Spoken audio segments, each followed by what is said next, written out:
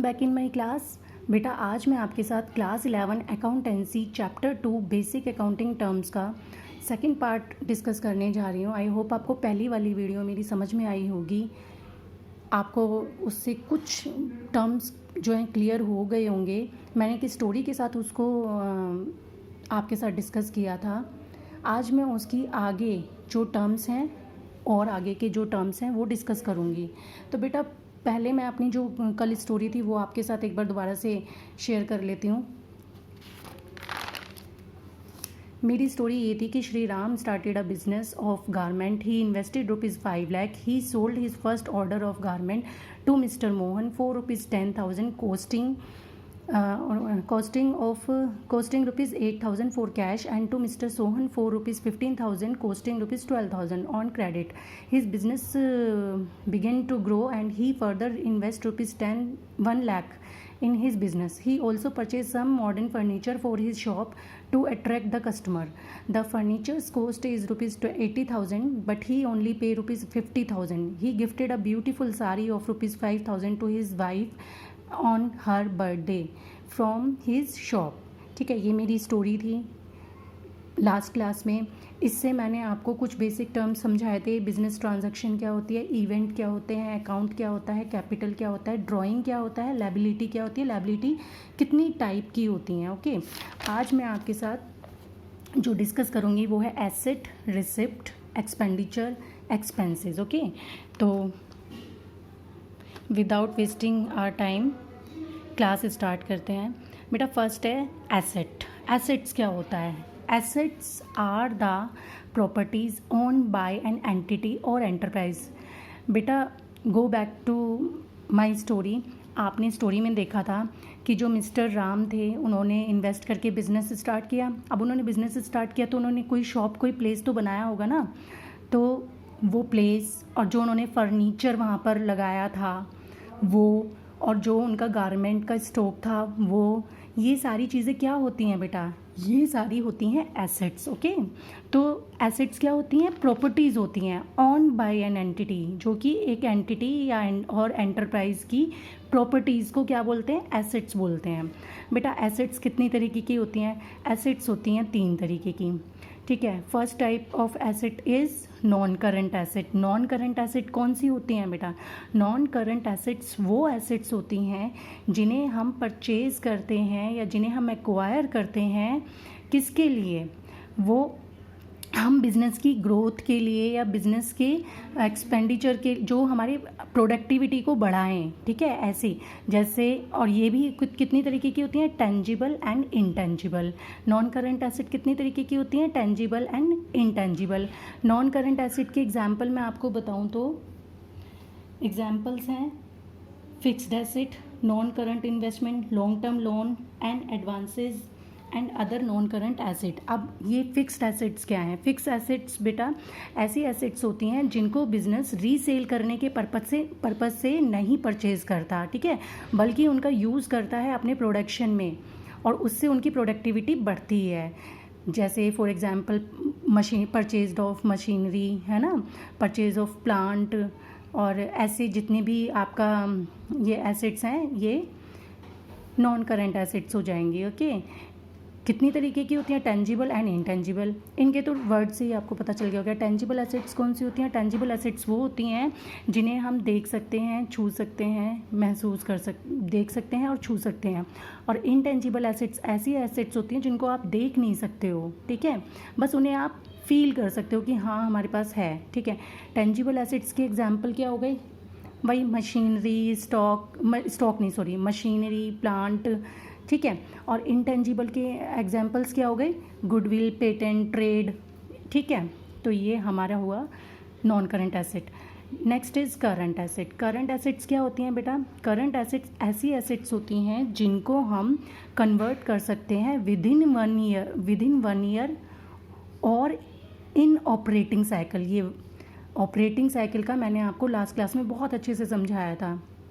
तो current asset क्या होती हैं? जिनको हम 1 साल के अंदर या अपने ऑपरेटिंग साइकिल के अंदर कैश में कन्वर्ट कर सकें। ठीक है, current assets are those asset which can be converted into cash within 1 year और operating cycle of business enterprise. Okay बेटा, for example stock, cash, bank.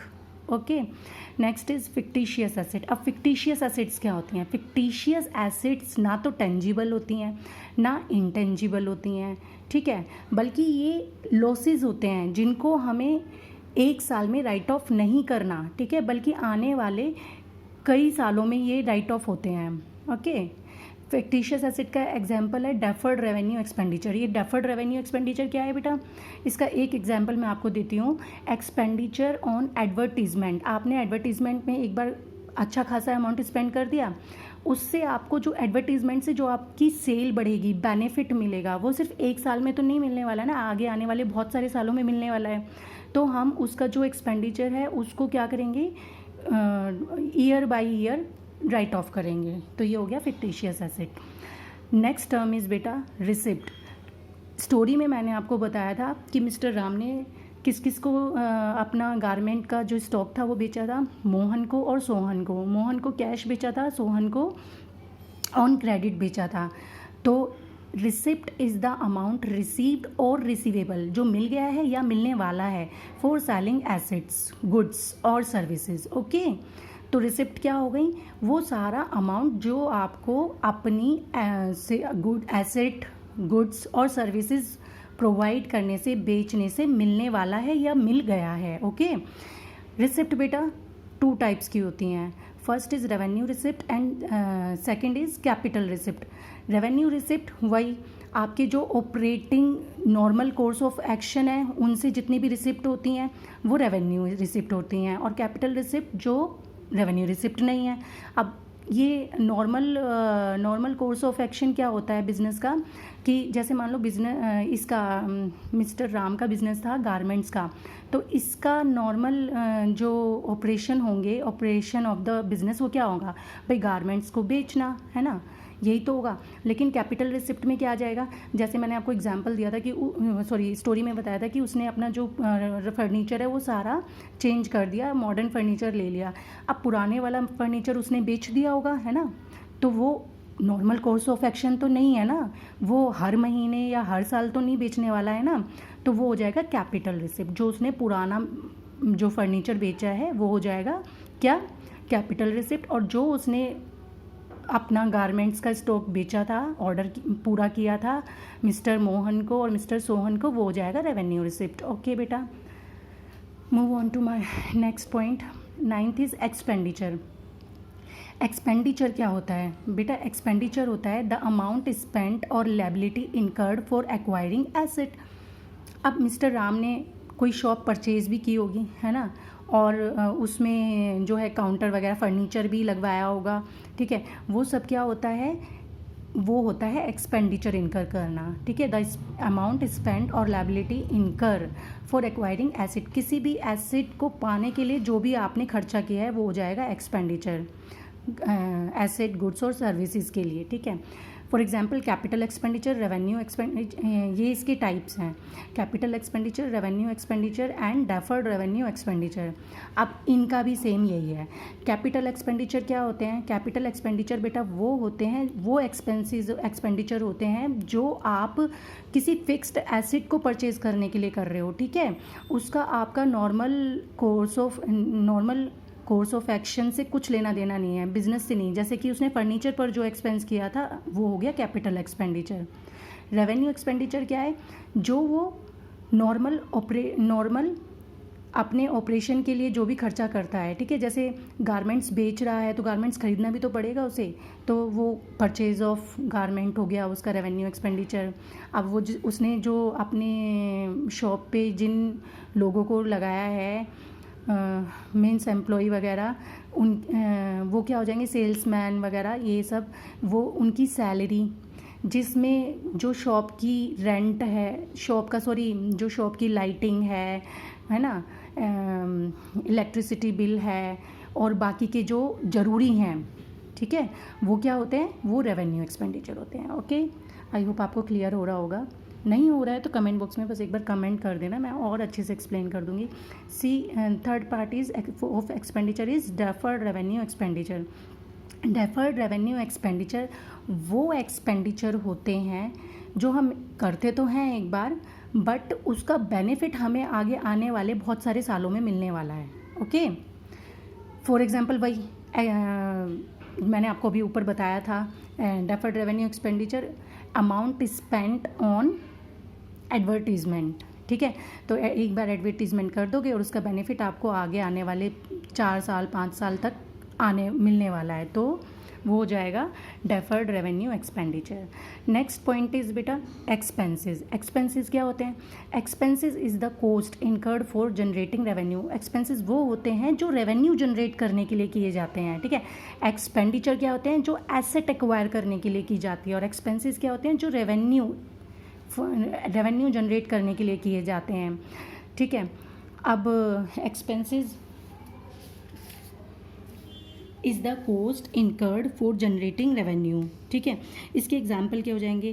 Cash payment such as salaries, wages, rent etcetera, और writing off a part of fix asset like depreciation, जो कि हम अभी chapter आएगा आगे depreciation, वो करेंगे हम। डेप्रिसिएशन में क्या होता है बेटा? एक फ़िक्स एसेट जो है, अब आपने आज मान लो एक स्कूटी परचेज़ कर ली है, तो क्या आज आपने वो ख़रीदी है कितने की? 75,000 की आपने एक स्कूटी ख़रीद ली है। अब आपने ख़रीद तो ली, आपको 4-5 दिन बाद लग रहा है कि यार ठीक नहीं है, ये सही नहीं है, या मोबाइल सेट ख़रीद लिया और आपको लग रहा है कि ठीक नहीं है, आपको फिर वो बेचना है। बेशक आप 4-5 दिन के बाद बेचोगे, लेकिन क्या वो 75,000 का बिक जाएगा? बिल्कुल भी नहीं बिकने वाला है ना, उसकी कॉस्ट कुछ कम हो जाती है। वो जो कॉस्ट कम हुई है ना, उसी को बोलते हैं डेप्रिसिएशन। ओके, तो ये हो गया हमारा एक्सपेंसेस। और एक्सपेंसेस के 2 टाइप्स होते हैं, प्रीपेड एक्सपेंसेस, आउटस्टैंडिंग एक्सपेंसेस। इनको मैं एग्जांपल के थ्रू समझाऊंगी। ठीक है, देखिए मान लीजिए आप रेंट पे रह रहे हैं। ठीक है, आप रेंट पे रह रहे हैं और आपका जो रेंट है वो कितना है? 10,000 है। ठीक है, अब आपने क्या किया? आपने इस मंथ में ही अगले मंथ का, मतलब अब सितंबर है ना, सितंबर को तो आपने पे कर दिया 10,000, और आपने अक्टूबर का भी सितंबर में ही पे कर दिया 10,000। मतलब आपने एक्सपेंस जो है वो अपना पहले ही कर दिया, खर्च कर दिया। तो वो उस केस में आपका हो जाएगा वो प्रीपेड एक्सपेंसेस। ठीक है, अब इसका अपोजिट आउटस्टैंडिंग एक्सपेंसेस है। आपका सितंबर का 10,000 जो रेंट था वो आपने नहीं पे किया, बिकॉज ऑफ ये लॉकडाउन या जो भी अब चल रहा है, इसकी वजह से आपने सितंबर का रेंट 10,000 नहीं पे किया। तो ये जो सितंबर का रेंट है ना, ये अक्टूबर के मंथ में आपका क्या हो जाएगा? Outstanding rent. ठीक है, मतलब जो आप एडवांस में पे कर दोगे तो वो प्रीपेड हो जाएगा, और अगर आप नहीं पे कर रहे हो, डिले कर रहे हो नेक्स्ट मंथ में, नेक्स्ट ईयर के लिए, तो वो क्या हो जाएगा? आउटस्टैंडिंग एक्सपेंसेस हो जाएगा। आई होप आपको समझ में आ रहा होगा। अब आप कंफ्यूज हो गए होगे 2 टर्म्स में, है ना? एक तो किस में हुए होगे? फिक्टिशियस एसेट और डेफर्ड रेवेन्यू एक्सपेंडिचर में। तो फिक्टिशियस एसेट और डेफर्ड रेवेन्यू एक्सपेंडिचर में डिफरेंस क्या है बेटा? फिक्टिशियस एसेट जो है वो ऐसे लॉसेज हैं जो हमें 1 साल में राइट ऑफ नहीं करने हैं, और डेफर्ड रेवेन्यू एक्सपेंडिचर वो बेनिफिट्स हैं जिनका हमें जो फ़ायदा है वो एक अकाउंटिंग पीरियड में ना मिलके आगे आने वाले कई सारे अकाउंटिंग पीरियड में मिलने वाला है। ओके, दूसरा आपको कन्फ्यूजन हो रहा होगा, ये एक्सपेंडिचर और एक्सपेंसेस तो सेम है मैडम, क्यों अलग अलग बता रही हैं? तो बेटा एक्सपेंडिचर मैंने आपको बताया, expenditure are incurred for acquiring a asset. ठीक है, कोई भी एसेट आप एक्वायर कर रहे हो, गुड एक्वायर कर रहे हो, सर्विसेज एक्वायर कर रहे हो, वो कहलाया जाएगा एक्सपेंडिचर। और एक्सपेंसेस क्या कहलाया जाएगा? फॉर जनरेटिंग रेवेन्यू, जो इनकम बनाने के लिए आप इनकर कर रहे हो अपने बिजनेस में। आई होप आपको ये सारी टर्म्स क्लियर हुई होंगी। नेक्स्ट जो टर्म्स हैं वो मैं अगली वीडियो में आपके साथ शेयर करूँगी। अगर आपको ये वीडियो अच्छी लगी है, अगर आपको समझ में आ रहा है, तो मेरी वीडियो को लाइक और शेयर कर देना, मेरे चैनल को सब्सक्राइब कर देना। Thanks for watching.